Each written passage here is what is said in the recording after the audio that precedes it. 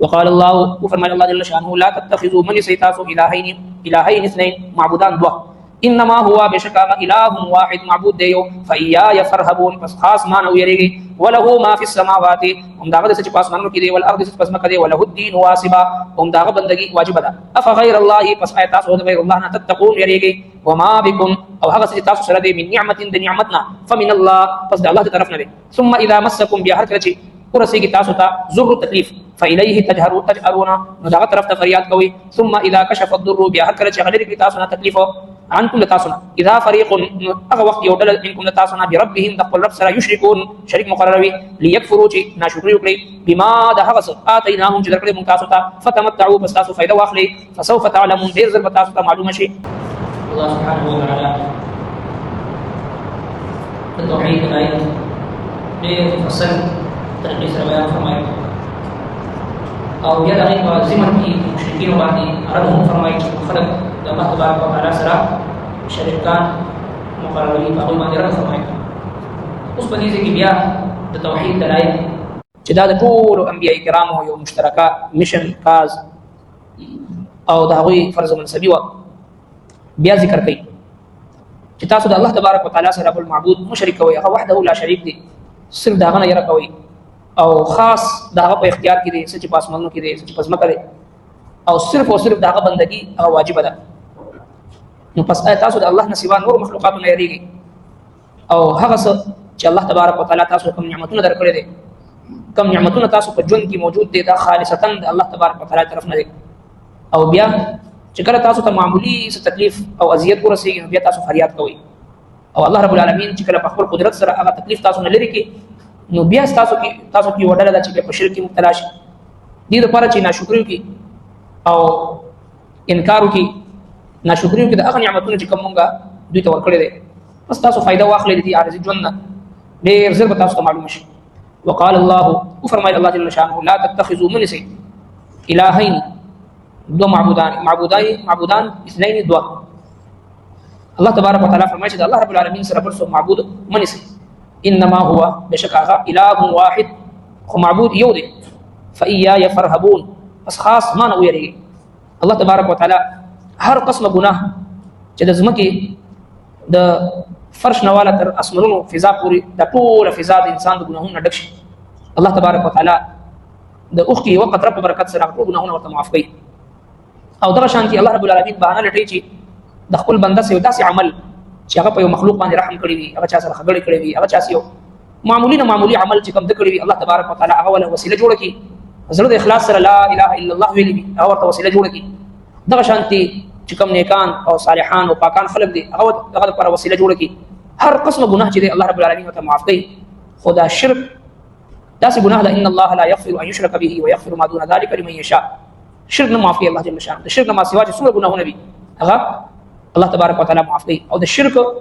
دا نحوست بیانولو لپاره الله رب کائنات موږ تاسو ته بیانولو لپاره خپل خو پیغمبر ته دا فرمایي ولقد اوحي اليك والى الذين من قبلك سوره زمر کې ذکر دی زما محبوب پیغمبر ته هم دا وحي کوم او ته مخکې هم پیغمبرانو ته وحي کړی دا لئن اشركت لا يحبطن عملك وتا شرک کو ستاسو اعمال بزایش حالانکه انبیاء کرام خو معصوم دي دا غوینه ګناه کېدل سره ممکن نه ده الله تبارک وتعالى هغه سره ګناه ته پریدینه برای راست دا غوی رحمای کوي انبیاء کرام معصوم دي صرف او صرف موږ تاسو ته ورول لپاره دا امت د شرک نه چې هغه بچ خو چې څومره موږ تاسو یې راولې شو هغه عمر د امت چې هغه شرک طرف ته روان دي. شرک څه ته وایي خامخا دې ته نه وایي چې بوتان سره کېږي او بوتان عبادت شروع د الله تبارک وتعالى چې کوم صفات دي د الله رب العالمین د محبت چې کوم حق دي د الله رب العالمین سره د تعلق چې کوم حق دي د الله رب العالمین عزت او تکریم چې کوم حق دي هغه چې کله بنده ته ورکړي دغه شرک هغوی بوتان به تراشل او مخ ته به خودل او د هغې عبادت کو ندی دور مسلمان چې دی څوک قبرونو ته سجدې کوي او څوک چې دی ژوندو خلکو ته سجدې کوي او څوک چې دی داسې ژوندي خلک ځان له مقرر کړي دي چې د هغوی سره مینه محبت او د هغوی سره هغه جنون دومره حد ته رسېدلی دی چې په ناسته په ولاړه په ملاسته په مجلس کې په خلوت کې په جلوت کې په هر ځای کې د هغه ژوندو خلکو ذکر د هغوی فضایل د هغوی مناقب په هر ځای کې دا کوشش کوي چې رقم کس چې زما خوښ دی ټول دغه نه متاثره شي او کوم چې زه ځان ته مشر او لیډر ګڼم چې ټوله دنیا د هغې نه متاثره شي هغې دپاره جنګ جګړې کوي نفرتونه هم کوي کینې هم زړه کې ساتي دشمنیان هم کوي خپل تعلق او رشتهداریان هم خرابوي نو د شرک څخکرې نه او نه شرک چې دی هغه خامخا بت ته سجده کول دغه شرک دی هو جس میں عبادت کا دھوکا مخلوق کی وہ تعظیم نہ کر جو خاص خدا کا حصہ ہے بندوں میں اسے تقسیم نہ کر. د مومن شان دارے والذین آمنوا اشد حبا للہ. مومن د الله رب العالمین په محبت کې مست ډوب وي، پناستا په ولاړه په ملاستا په هر حالت کې د الله رب العالمین عظمت بڑائی کبریائی او لوی بیانې. الذين يذكرون الله قياما وقعودا وعلى جنوبهم ويتفكرون في خلق السماوات والارض. پناستا په ولاړه په ملاستا هر وخت الله رب العالمین ذکر وي، دغه محبت تذکره وي. خود هغه د الله جل شانه د محبت هغه زینن موږ تاسو نه نور سوزونه نیولې په دې باندې غور فکر کول پکار دی. ځکه وایي چې افغیر الله تتقون، تاسو د الله نه سوا د غیر الله نه یریږئ. وإياي فارهبون، خاص ما نه یریږئ. وله ما في السماوات والارض، خاص دغه دی چې په اسمانونو کې دي، په اسمانونو کې دي. وله الدين واجبا، هم دغه بندگی واجب ده. وله الدين، هم دغه بندگی واجبا واجب ده. افغیر الله تتقون، آیا تاسو د غیر الله نه یریږئ. وما بكم، او هغه څه چې کوم تاسو سره دی من نعمت، د نعمتنا، فمن الله، پس د الله د طرف نه دی. ثم اذا مسكم الضر، بیا هر کله تاسو ته ورسیږي تکلیف، فالیه، نو دغه طرف ته تجأرون، فریاد کوي. ثم اذا كشف، هر کله چې لري کې ضر تکلیف عنکم د تاسو نه، اذا فريق، نو هم هغه وخت یو ډله منکم د تاسو نه بربهم، د خپل رب سره یشرکون، شرک کوي. چې کله